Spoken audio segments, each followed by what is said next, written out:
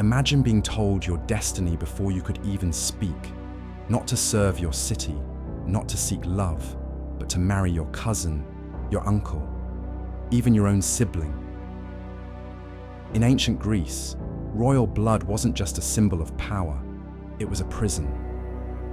For centuries, noble families twisted their family trees into tangled knots, chasing a dangerous dream of purity that carried unthinkable consequences. Some paid with their health, others with their sanity, and a few with their lives.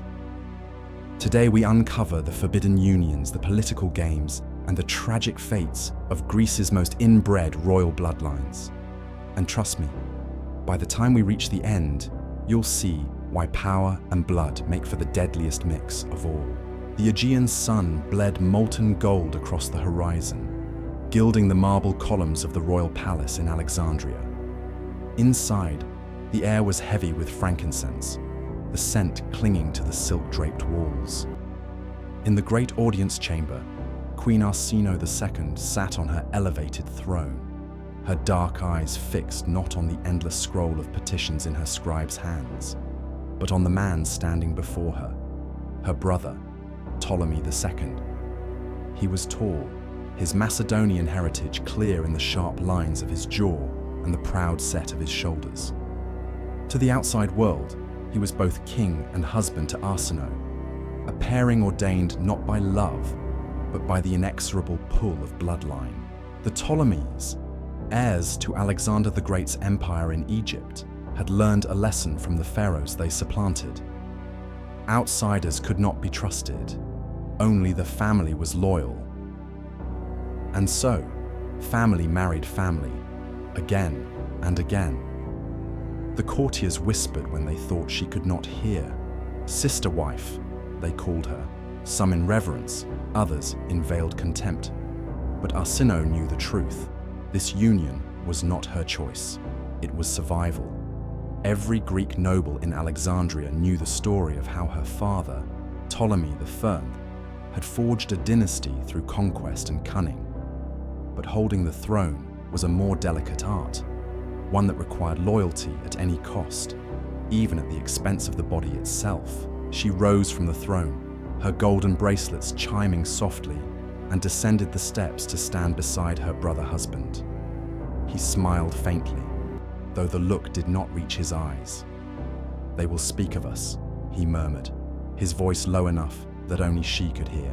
As they spoke of the gods, Zeus and Hera, Osiris and Isis. "And will they speak?" Arsinoe replied. "Of our children's bones, should the gods curse us for this?" He did not answer. They both knew the truth. Their union tightened the noose of inbreeding already choking their line. Somewhere deep within the palace crypts, the mummified remains of their ancestors bore silent witness to the same gamble. The dice had been cast long before they were born. The royal court in Pella glittered with gold and pride, but beneath its marble floors, the foundations were laid in shadows. Here, in the heart of Macedon, where Alexander the Great had once marched out to conquer the known world, bloodlines were guarded with a ferocity that rivaled the defense of the city walls. Eurydice, niece of King Philip II, stood before the mirror of polished bronze as her attendants coiled her hair into a crown of braids. She was no more than 16, but her eyes already carried the weight of a woman who had learned too soon that her life was a coin to be spent on the board of dynastic ambition. Her marriage was to be to her own uncle, Cassander, the king's younger brother, and a man twice her age. He was broad of shoulder, handsome in a severe way, his presence commanding. But Eurydice's stomach tightened whenever she thought of his gaze lingering too long, as if he saw her not as a bride, but as a piece of territory newly acquired. When the announcement was made, the court poets compared them to the gods, Zeus taking Hera, Poseidon taking Amphitrite. Such comparisons were meant as blessings, but Eurydice knew well enough that in the old stories, such marriages were rarely free of betrayal, bloodshed, or madness. At the wedding feast, torches sputtered against the cool night air, casting shifting shadows over the banquet tables, laden with figs, honey cakes, and roasted lamb. Cassander lifted a cup of wine toward her, his smile polished for the watching nobles. "To the purity of our house," he said. Eurydice raised her own cup, though her voice was steady only by force of will, and to its strength. The guests roared their approval, and the music rose in celebration. Yet, in the back of the hall, an old physician, his hair as white as the marble columns, watched the couple with troubled eyes. He had seen too many of these unions. He knew the price they exacted. Children born frail, their limbs twisted, minds clouded before their prime. Lines of beauty broken by the strange, brittle marks of shared blood. Eurydice felt the first of those omens on the day her first child was born. The boy was small, his cries weak, and though the court celebrated his arrival, the wet nurse whispered prayers under her breath as she cradled him. Within a year, he was gone, a tiny offering to the relentless gamble of royal inbreeding. And still, the king's advisors urged her on. "Another son," they said. "You must give your uncle husband another son." The gods, it seemed, would take as many as they pleased before offering their blessing. The marble corridors of Alexandria's palace smelled of myrrh and salt, the sweet perfume of the queen's chambers mingling with the sea wind that swept in from the harbor. Cleopatra too sat upon a gilded couch, a robe of deep Tyrian purple pooling around her like spilled wine. Servants moved like shadows, pouring cool water over her hands, fanning her with ostrich feathers, and laying out strands of gold and lapis for her to choose from. Her crown was not merely a band of gold, it was the weight of centuries of carefully guarded blood. For generations, the Ptolemaic dynasty had ruled Egypt as Greek kings and queens, their ancestry stretching back to Alexander the Great's general, Ptolemy III. But there was an unspoken law in their house, one older than the palace walls. Ptolemies married Ptolemies, brother to sister, uncle to niece, always. And so, Cleopatra's husband was not a foreign prince or distant cousin. He was her own brother, Ptolemy VI. Their union was sealed before she had even turned 14, her wedding veil hiding the trembling of her hands. To the court, it was divine, an echo of the gods Isis and Osiris, whose sacred bond justified the human one. At first, the marriage had the appearance of unity. They sat side by side in the great audience chamber, holding court before Egyptian priests, Macedonian generals, and merchants from as far as Rome and Carthage. They shared the throne, their names carved together on temple walls. But in the dark hours of the night, Cleopatra felt the weight of eyes watching her. Advisors who whispered about heirs, priests who recited omens of blood purity, and Ptolemy himself, whose affection was tangled with the suspicion that she might wield more power than him.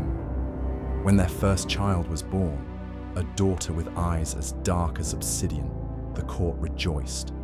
But whispers began when the girl's limbs were delicate, her growth slow.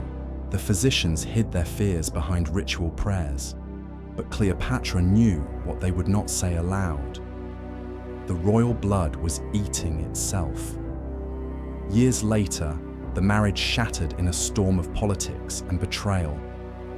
Ptolemy accused her of treachery. She accused him of cowardice.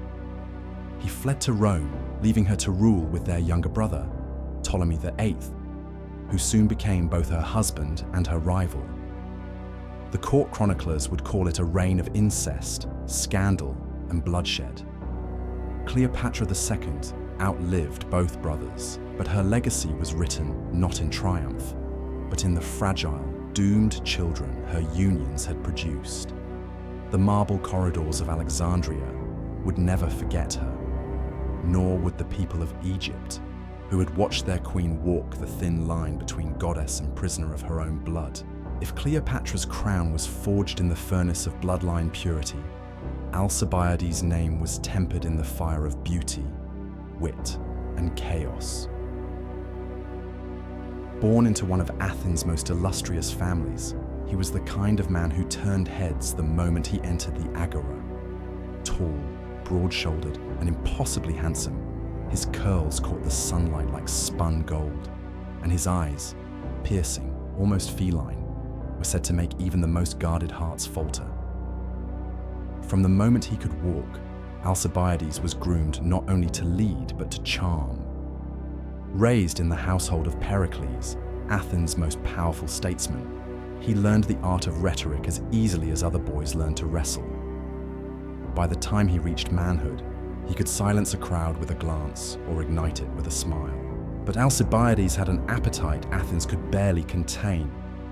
Women, men, wine, politics. He devoured them all. His affairs were whispered about in every corner of the city, from the shaded colonnades of the philosophers to the smoky back rooms of the taverns. He seduced the wives of his allies and the mistresses of his enemies, always dancing one step ahead of scandal, until scandal caught up. It began as murmurs, envious rivals accusing him of corrupting the youth, priests whispering that he mocked the sacred mysteries, old men muttering that he treated Athenian law as if it were a lover's promise. Passionate one day, discarded the next. But the final blow came when the city's enemies used his reputation as a weapon. In 415 BCE, on the eve of the Sicilian expedition, Alcibiades was accused of sacrilege, his name dragged through the mud. The assembly ordered his arrest, but the man who had charmed Athens would not face its wrath. He fled, slipping away under the cover of night. His enemies claimed it was guilt. His supporters swore it was self-preservation. Either way, Athens had exiled its golden boy. When Alcibiades looked back at the city's gates for the last time, it was said that he laughed, not out of mirth, but defiance. For even in exile, he knew one truth. Athens could banish his body, but it could never erase the legend of his life. And there you have it, stories of beauty, power, and peril, where bloodlines were both a crown and a curse. From Cleopatra's divine yet dangerous unions to Alcibiades' intoxicating rise and catastrophic fall, ancient Greece shows us that history isn't just marble statues and dusty scrolls. It's flesh, desire, and ambition, bound by choices that echo through centuries. So what do you think? Were these lives doomed from the start, or did their own passions seal their fate? Let me know in the comments.